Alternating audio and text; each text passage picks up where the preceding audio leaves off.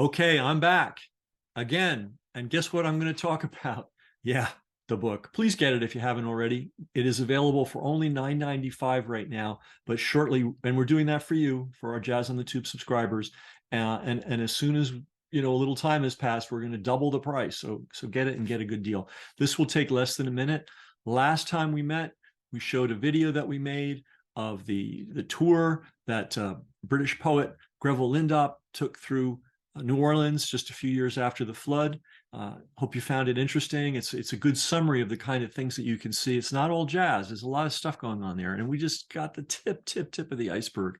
But in any event, that was part of an artistic exchange that I created between the northern cities of the UK and New Orleans. A lot of historical connections between those cities, believe it or not. Where do you think all that cotton went? It all went to the docks of Liverpool, up the canals to Manchester, where they made cloth. I got to go into historical note. At one point, the British Empire supplied 80% of the world's finished cotton. And that was cotton that sailed out of New Orleans. By the way, why do you think we had the Beatles? Have you ever thought about that? I'll tell you why we had the Beatles. Because there were ships with cotton going back and forth between New Orleans and Liverpool. Okay? A lot of ships. In fact, Liverpool and Manchester were the big market for cotton in the universe, right? And a lot of sailors on those ships brought records from New Orleans. They used it to, make extra money, buy cars and go to parties and all that kind of stuff. And that's how a huge number of great New Orleans R&B and proto rock and roll music ended up in Liverpool. That's why we had the Beatles come out of Liverpool and not out of Rotterdam or Paris or Barcelona. Okay, that's why it happened. So there's a lot of connections between those cities. That's why I was working on this culture exchange between the northern cities of England and New Orleans, trying to encourage people to come back to the city because people had stopped coming after the flood. They thought it was just completely wiped out. Anyway, last time, if you were here, and I hope you saw it, we showed Greville Lindop's trip to New Orleans. He got to see all the sights and hear like little snippets of music. He actually heard the whole music. You got to see snippets of music. Now, this is the return trip. We brought New Orleans poet Chuck Perkins to Liverpool and Manchester, and we filmed his experiences. It's not strictly a New Orleans story, and it's not even strictly a jazz story, but it is a cultural story, and it's kind of interesting. And if you've never been to those cities, they're worth a visit. They're worth a visit. So enjoy. And remember, the book.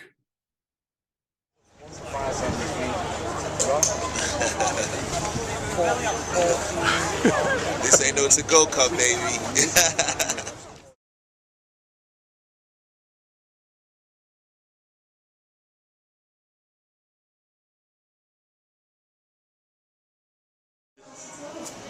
Voila.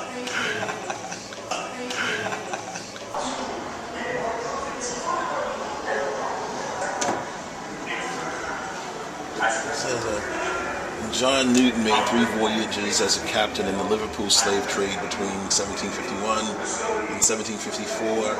He later became an Anglican minister and noted abolitionist. He's probably best known for writing the hymn, Amazing Grace. That's amazing. The dude who wrote Amazing Grace was himself a slave captain, but I guess he redeemed himself by becoming a noted abolitionist. I know why you're going to show you.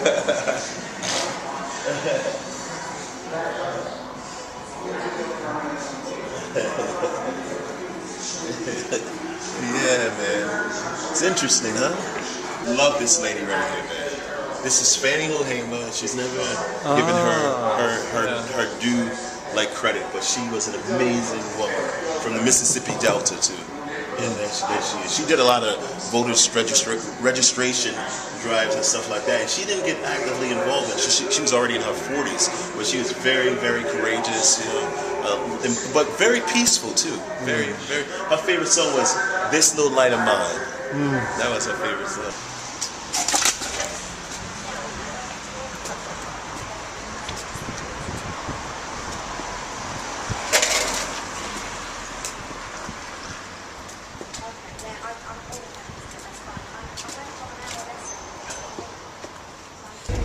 This looks like you're going through Hades in a That's cab. one way of describing the city.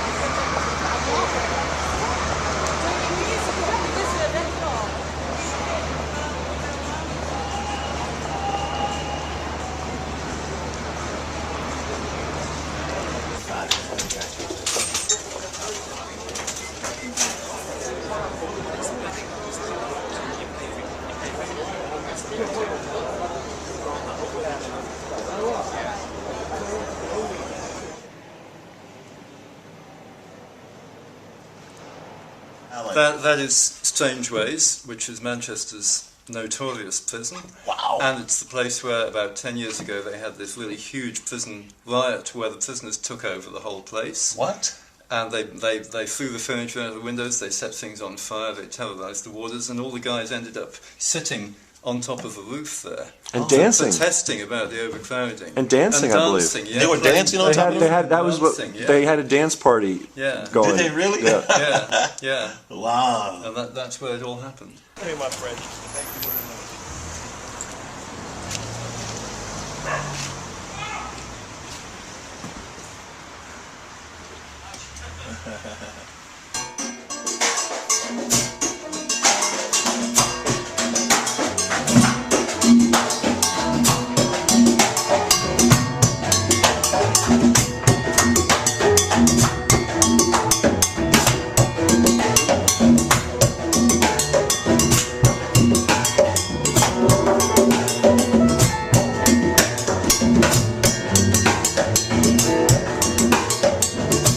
So we can do like some of the stuff that you guys are familiar with. Yeah. I heard that some of you guys run a Latin band, so we can do like something Latin. We can maybe do something with jazz, something blues, and then we can just try something totally new if you want. Let me just get I've got to get my fitting for the cowbell now that you said that.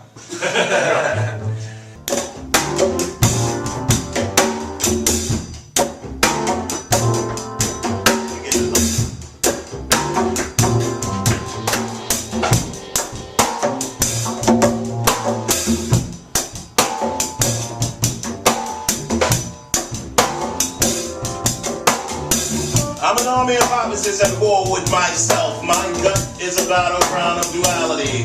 I am a freak of the alchemist. I'll just go just do that a cappella, and then once I say hibiscus, and Yeah, should we try that beginning and see if we can. Yeah, the last 4 lines or something. okay. You know what? If I try to just No. one hand in just the right place produces enough energy to weave a galaxy of stars, lighting the sky for midnight dances and blooming gardens of hibiscus.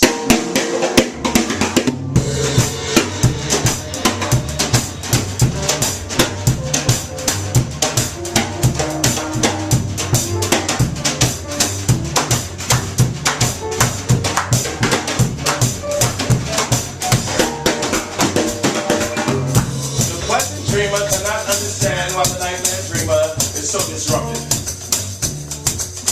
The pleasant dreamer wants to bask in the sanctuary of his delightful getaway, and he doesn't believe that it's asking too much for the nightmare dreamer to control his outbursts and stuff his horrors in silence. Let's see, then you got I Like Your Flow, mid-set, that's a nice hip-hop one. Then you've got the blues. Then the 6/8 one, We Don't Fear the Water, kind of takes it up a bit. Then you've got the Jazz Funeral, which ends with About what could have been. That's the last time we see your life in your world, and because of that, we stomp today, we shout today, we cry today, we dance today. Yes, we dance today. And when we get to the candy store, the place where your life was quickly halted, the euphonic rhythm changes yet again. This time the music and the people are in a frenzy. They dance like this will be the last time before we all get to see our maker. And as the music pounds, it thumps, and blares, and draws us all emotionally. Songs of war. You'll never sing the blues. fantastic. Cool, man. Really lovely words. It's great. Thank you so much, man.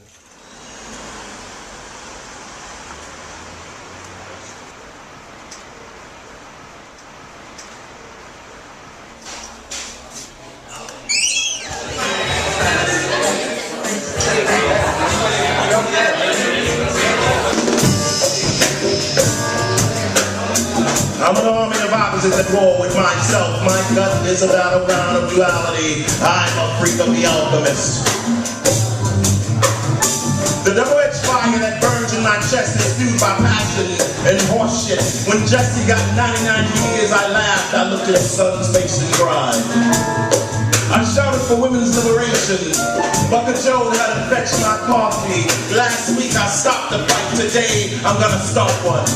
Some people ask how I got so sensitive, while others wanna know what made me so mad. I shake my head at drug users, but make excuses for my chin. I'm gonna buy my baby a lot of toys, and I don't believe in Christmas. I'm a freak of the alchemist. My hands are on stone and my butterfly. I feel at home with friends on the North Shore and family in the project. I'm an ex-Marine who feels despair about hungry Iraqis, a starving artist with a 4-bedroom house in the burbs, a poet who believes in citizenship. I want to be liked and I don't hide my flaws. I celebrate my negritude and I never had sympathy for OJ. My star is illuminated by poetry and football. I'm a freak of